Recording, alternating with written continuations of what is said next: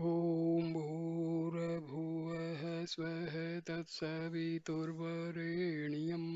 भर्गो देवस्य धीमहि धियो यो नः प्रचोदयात् ॐ शान्ति शान्ति शान्तिः. Namaste, my dear friends. Today I am giving you a very important video on sadhana and grace. Sadhana is a very nice word. Sadhana means we try to focus our mind on God and self and try to eliminate mind and ego, and also elimination of vasanas is prerequisite.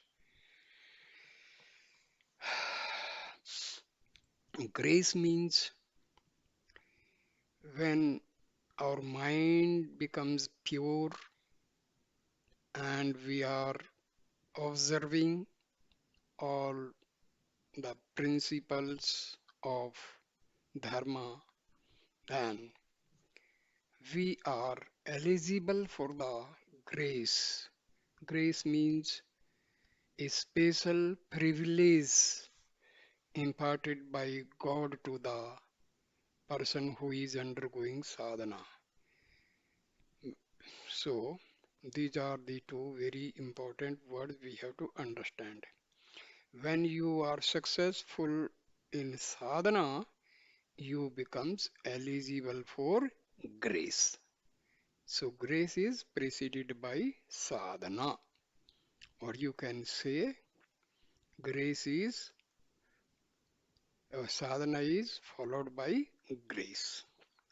Now, it is in the form of questions by devotees and replies by Maharshi Ramana.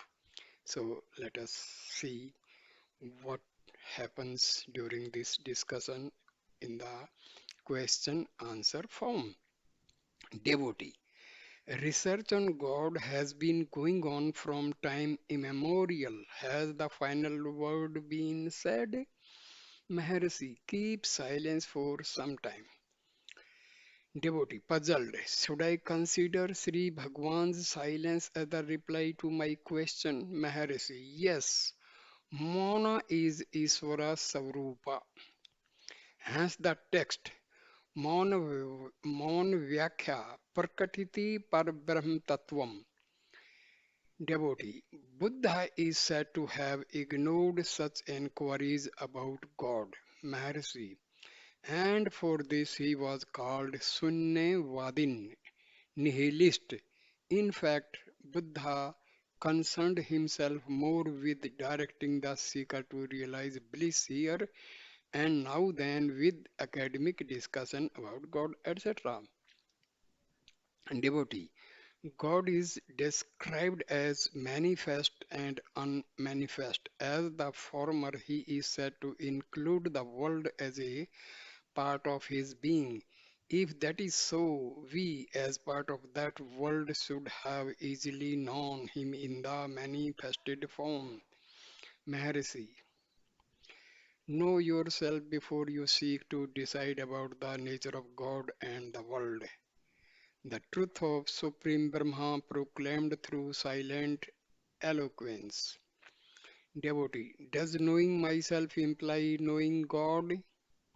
Yes, God is within. Mercy says, yes, God is within you. Devotee, then what stands in the way of my knowing myself or God? Mercy, your wandering mind and perverted ways. Devotee, I am a weak creature, but why does not superior power of the Lord within remove the obstacles? Mercy, yes, He will if you have the aspiration. Devotee, why should He not create the aspiration in me. Maharshi, then surrender yourself. Devotee, if I surrender myself, is no prayer to God necessary? Maharshi, surrender itself is a mighty prayer. Devotee, but is it not necessary to understand his nature before one surrenders oneself? Maharshi, if you believe that God will do for you all the things you want him to do, then surrender yourself to him. Otherwise, let God alone and know yourself. Devotee, has God or the Guru any solicitude for me? Maharshi, if you seek either, they are not really two but one and identical. Rest assured that they are seeking you with a solicitude greater than you can ever imagine. Devotee, Jesus gave the parable of the lost coin, wherein the woman searches for it till it is found. Mercy, yes, that aptly represents the truth that God or the Guru is always in search of the earnest seeker. Were the coin a dead piece, the woman would not have made that long search. Do you see what it means? The seeker must qualify himself through devotion, etc. Devotee, but one may not be quite sure of God's grace. Mercy, if the unripe mind does not feel His grace, it does not mean that God's grace is absent, for it would imply that God is at times not gracious, that is, ceases to be God. Devotee, is that the same as the saying of Christ, according to thy faith be it done unto thee? Maharshi says, quite so. Devotee, the Upanishads say, I am told that he alone knows the Atma whom the Atma chooses. Why should the Atma choose at all? If it chooses, why some particular person? Maharshi, when the sun rises, some birds alone blossom, not all. Do you blame the sun for that? Nor can the bud blossom of itself. It requires the sunlight to do it. Devotee, may we not say that the help of the Atma is needed because it is the Atma that drew over itself the veil of Maya, Maharshi. You may say so. Devotee, if the Atma has drawn the veil over itself, should it not itself remove the veil? Maharshi, it will do so. See for whom is the veil. Devotee, why should I let the Atma itself remove the veil? Maharshi, if the Atma talks about the veil, then the Atma itself will remove it. Devotee, is God personal? Maharshi, yes, He is always the first person, the I, ever standing before you. Because you give precedence to worldly things, God appears to have receded to the background. If you give up all else and seek Him alone, he alone will remain as the I, the Self. Devotee, the final state of realization according to Advaita is said to be the absolute union with the divine, and according to Visishta Advaita, a qualified union, while Dvaita maintains that there is no union at all. Which of these should be considered the correct view? Maharishi, why speculate as to what will happen sometime in the future? All are agreed that the I existed. To whichever school of thought he may belong, let the earnest seeker first find out what the I is. Then it will be time enough to know what the final state will be, whether the I will get merged in the Supreme Being or stand apart from Him. Let us not forestall the conclusion but keep an open mind. Devotee, but will not some understanding of the final state be a helpful guide even to the aspirant? Maharshi replies, no purpose is served in trying to decide now what the final state of realization will be. It has no intrinsic value. Devotee, why so? Maharshi, because you proceed on a wrong principle. Your ascertainment has to depend on the intellect which shines only by the light it derives from the self. Is it not presumptuous on the part of the intellect to sit in judgment over that of which is but a limited manifestation, and from which it derives its little light? How can the intellect, which can never reach the self by competent to ascertain and much less decide the nature of the final state of realization? It is like trying to measure the sunlight at its source by the standard of the light given by a candle. The wax will melt down before the candle comes anywhere near the sun. Instead of indulging in mere speculation, devote yourself here and now to the search of the truth that is ever within you. So, people say we are not getting grace of God, but that is wrong. Grace of God equally available for each and every individual, but those who have done sadhana in a required and with principles and with pure mind, then grace will be available and the sadhak can receive the grace in full measure.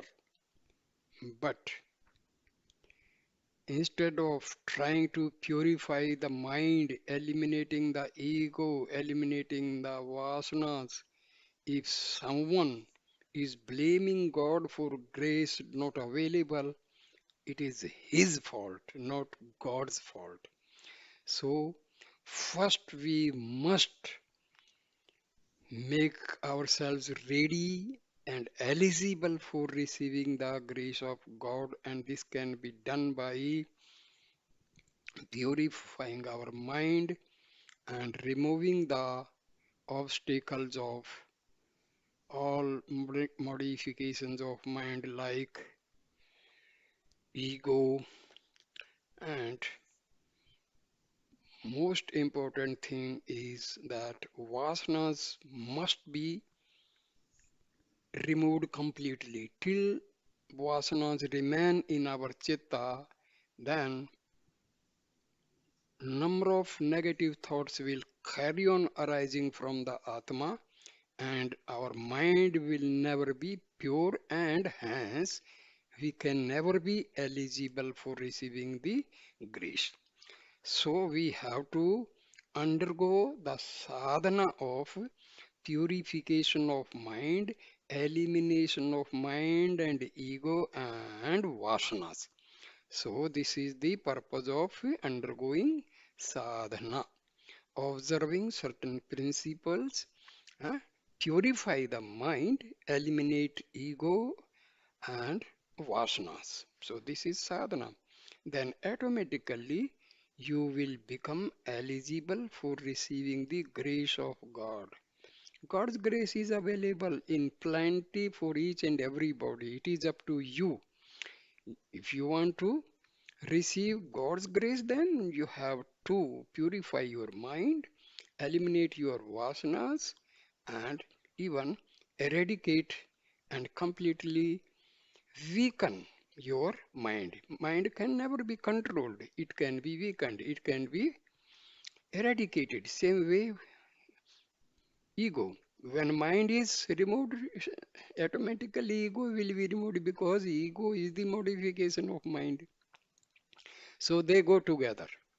And vasanas also we eliminate. When vasanas are eliminated, arising of thoughts will decrease. When arising of thoughts will decrease, mind will become weak. When mind will become weak, that means ego also will become weak.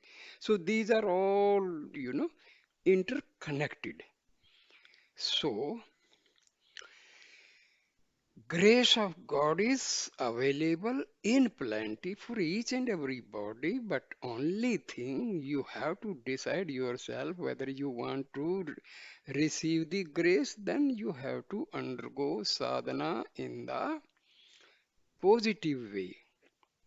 So, dear friends, I end the video here. Thank you for listening and watching this good video. Please